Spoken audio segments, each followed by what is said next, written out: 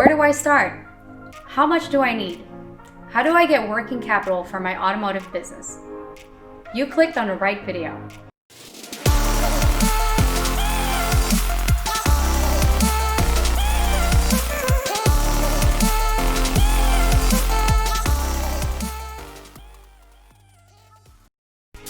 Since you're watching this video, you might be thinking about how to get capitalization for your automotive business.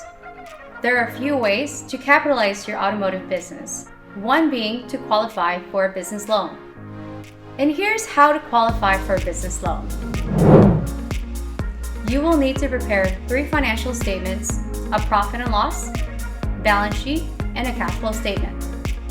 Remember, banks are looking for the 5 C's of your financials: capacity, collateral, capital, conditions, and character.